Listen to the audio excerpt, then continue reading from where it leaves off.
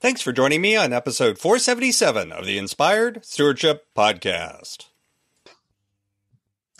I'm Robert Farrington from thecollegeinvestor.com. I encourage you to be inspired to become a better steward through financial wisdom by listening to this show, the Inspired Stewardship Podcast with my friend Scott Mader.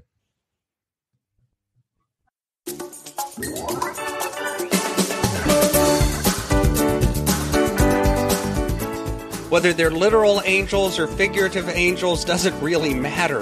They're bringing people into your circle who you need in your circle. But by ignoring the opportunities to do hospitality, by ignoring the chance to make these relationships, you leave people out of your circle. Welcome and thank you for joining us on the Inspired Stewardship Podcast. If you truly desire to become the person who God wants you to be, then you must learn to use your time, your talent, and your treasures for your true calling. In the Inspired Stewardship Podcast, you will learn to invest in yourself, invest in others, and develop your influence so that you can impact the world.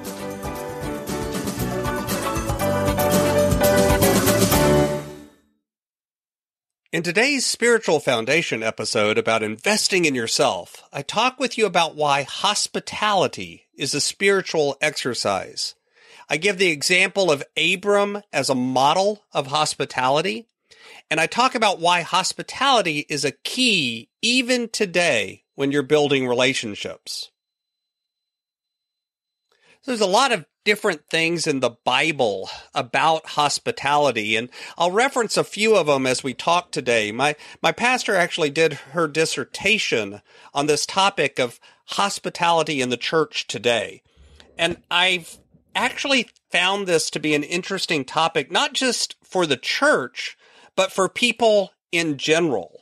You know, the truth is, having hospitality for others is a spiritual discipline. It's something that we do to help bring us closer to each other and, in a way, to bring us closer to God, because it's another example of living out the model that God shows us. Being the hospitality, being the person that gives hospitality is like being how God shows us hospitality, even sometimes when we don't actually deserve it. And there's a lot of different models for this. And one of the things that I think has happened is as we've moved into modern society, we've gotten away from the idea of hospitality as something that we have a responsibility to do, that we get honored to do, that we have a chance to do or a gifting to do. One of my friends runs something called Neighbor's Table, and she actually helps hold events and provide tables and instructions on how you can hold events to invite a whole bunch of people over to your house for a table, for a dinner outside under the stars, or in other ways to show hospitality for the community around you.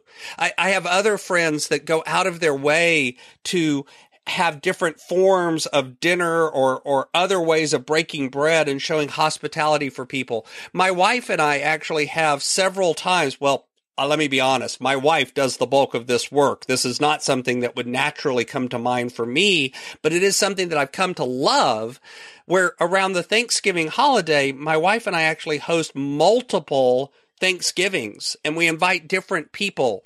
We invite our pastors to one. We invite friends to others. And we cycle through different people and invite them to come over and have a turkey dinner with all of the fixings that my wife fixes. And so I often end up having 5 or 6 or 7 Thanksgivings before the holidays all over.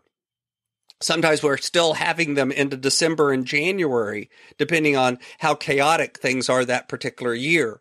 This is a way that we've chosen to show hospitality for people around us.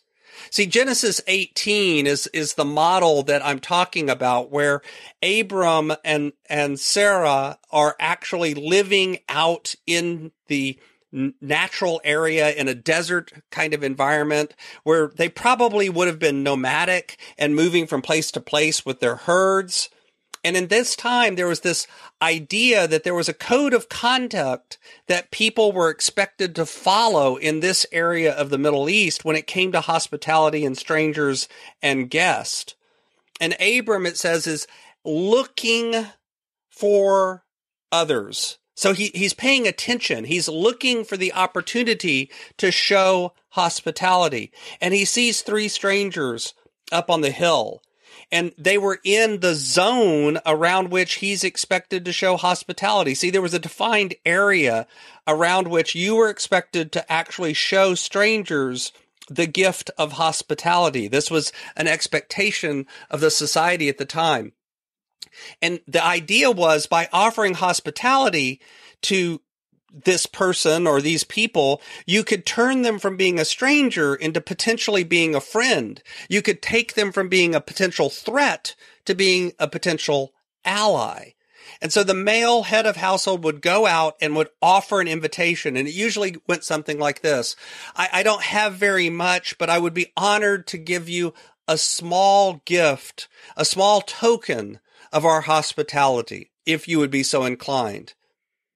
It could include sometimes definitions around how long they were allowed to stay, 1 night, more nights, or so on. There could be conditions, and it was almost a contract that you would enter into. The stranger had the right of refusal, and if they refused, in theory, that could lead to hostilities. That could lead to a problem, because it probably meant it was dishonoring to the person that was offering the hospitality. It was sort of belittling the gift that they had offered you, and shame and honor were very important. But once the invitation was accepted, the role of the host and the guest are now set. The host is now to provide the best they have available. I know they offered a small amount, but now they're expected to give a great feast. The host is not to ask personal questions, and the guest is to share back to them either news from where they've traveled, give them a blessing and predictions of good fortune, give them gratitude, and give them praise. Basically, they're going to give them honor and information.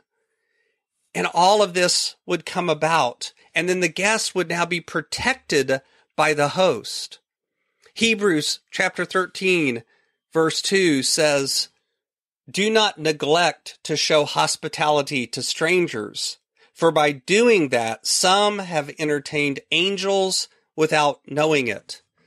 See, the truth is, this model of hospitality is about sometimes you're entertaining those very people who are brought into your circle to be a blessing to you. Whether they're literal angels or figurative angels doesn't really matter.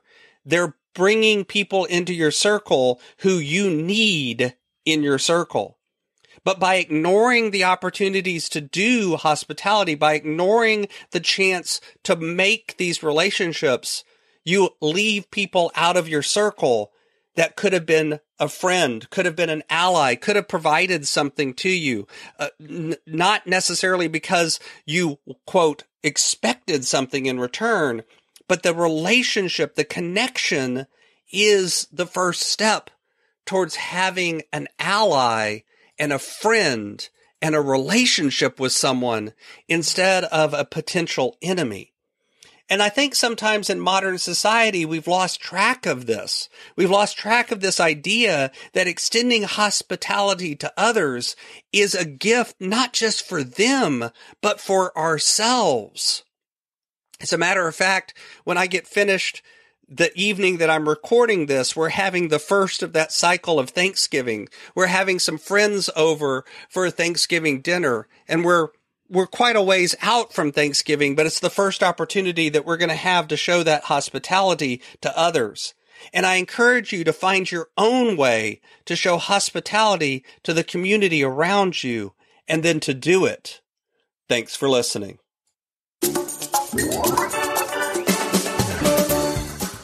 Thanks so much for listening to the Inspired Stewardship Podcast. As a subscriber and listener, we challenge you to not just sit back and passively listen, but act on what you've heard and find a way to live your calling. If you enjoyed this episode, do me a favor. go over to facebook.com/inspired stewardship and like our Facebook page and mark it that you'd like to get notifications from us so that we can connect with you on Facebook and make sure that we're serving you to the best of our abilities with time and tips there.